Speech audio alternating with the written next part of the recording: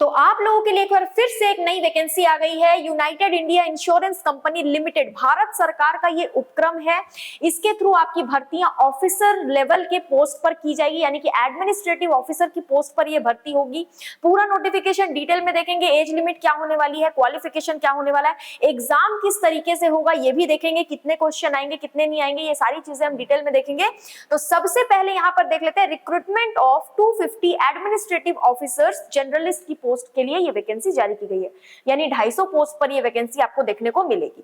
यहाँ पर जो है वैकेंसीज को अगर डिवाइड करके मैं बताऊं तो एससी के लिए 37, एसटी के लिए 20 पोस्ट है, ओबीसी के लिए 67 पोस्ट है, ईडब्ल्यूएस के लिए 24 पोस्ट है और जनरल कैटेगरी के लिए 102 पोस्ट है। ठीक है, तो यहाँ पर 250 वैकेंसीज को कुछ इस तरीके से बांटा गया है।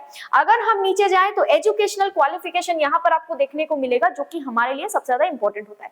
यहाँ पर मैं आपको बता दूं कि थोड़ा बहुत आपको कंप्यूटर का नॉलेज होना चाहिए, तभी आप ये फॉर्म भरिएगा। यहाँ लिखा हुआ है, यहाँ पे लिखा हुआ है candidates must possess certificate in proof of passing the qualifying examination as on 31 December 2023। The minimum educational qualification required is degree with 60% from recognised university, यानी कि 60% मार्क्स के साथ आपकी जो ग्रेजुएशन डिग्री है, ग्रेजुएशन की डिग्री है, वो आपके हाथ में होनी चाहिए in case of general, OBC इन कैटेगरीज के लिए। लेकिन एससी एसटी कैटेगरी के लिए 55% मार्क्स आपके ग्रेजुएशन में होने चाहिए। अगर हम नीचे देखें तो क्वालिफिकेशन में working knowledge of computer is must, must यानी कि होना ही चाहिए, आपको कंप्यूटर चलाने का नॉलेज होना ही चाहिए। एज की बात करें तो 21 साल से लेकर 30 साल के बीच में अगर आपकी उम्र है तो आप ये फॉर्म भर सकते हैं, यानी कि आपकी मिनिमम एज 21 ईयर होनी चाहिए, मैक्सिमम एज आपकी 30 ईयर्स होनी चाहिए। यहाँ पर आपको डेट भी दिया गया है कि जो कैंडिडेट है वो 1 जनवरी 1994 से पहले जन्म नहीं होना चाहिए उसका, और यहाँ पर 31 दिसंबर 2002 के बाद जन्म नहीं होना चाहिए, यानी कि इन दोनों डेट्स के बीच में अगर आपका जन्म है तो आप ये फॉर्म भर सकते हैं 21 से 30 साल की उम्र के बीच में। अगर हम नीचे देखें तो एज में रिलैक्सेशन दिया जाता है अलग अलग कैटेगरीज को।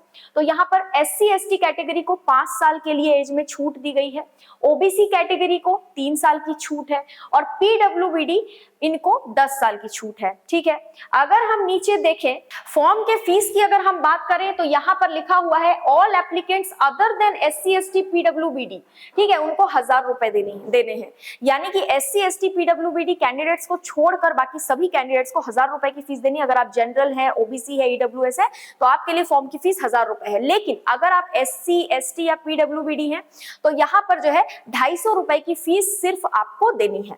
अगर हम नीचे देखें तो सबसे इंपॉर्टेंट चीज कि आपका फॉर्म भरना स्टार्ट कब से होगा, तो ऑनलाइन रजिस्ट्रेशन 8 जनवरी 2024 से शुरू हो चुके हैं।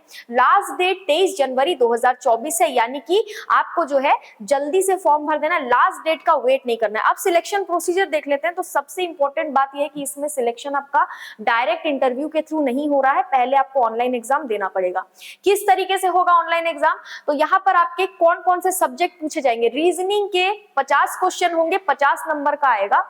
इंग्लिश के 40 क्वेश्चन होंगे, 40 नंबर का आएगा। क्वांटिटेटिव एप्टीट्यूड यानी कि मैथ्स के 50 क्वेश्चन होंगे, 50 मार्क्स के। जनरल अवेयरनेस, ठीक है, जनरल अवेयरनेस के जो क्वेश्चंस रहेंगे वो 40 क्वेश्चन रहेंगे, 40 मार्क्स के रहेंगे। कंप्यूटर लिटरेसी, जैसा कि मैंने आपको एजुकेशनल क्वालिफिकेशन वाले पॉइंट में समझाया था कि कंप्यूटर का नॉलेज होना ही चाहिए, तो यहाँ पर आपका टेस्ट भी जो होगा उसमें भी कंप्यूटर सब्जेक्ट 20 क्वेश्चन 20 मार्क्स के पूछे जाएंगे।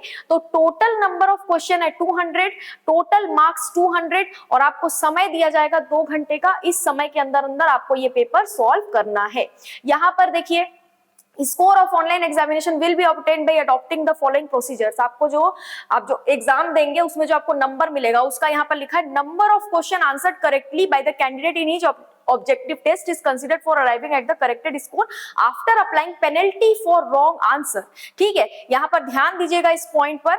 अगर हम आगे देखें तो आपका ऑनलाइन एग्जाम के बाद में होगा interview. The candidates qualified in the competitive online written exam will be called for interview up to 3 times the vacancies of respective categories. यानी कि ऑनलाइन एग्जाम होगा रिटन, जिसका हमने देख लिया कैसे क्या होने वाला है, कौन कौन से सब्जेक्ट रहेंगे, उसके बाद आपका इंटरव्यू होगा। तो ये थी आज की पूरी वैकेंसी की डिटेल जो कि हमने अच्छे से डिस्कस किया है। अगर कोई भी डाउट है, कंफ्यूजन है तो आप मुझे कमेंट बॉक्स में पूछ सकते हैं। और ध्यान रखिएगा, इसके लिए आप अप्लाई ऑनलाइन ही कर सकते हैं, ठीक है। अप्लाई करने के लिए आपको इसकी वेबसाइट पर जाना होगा, है ना।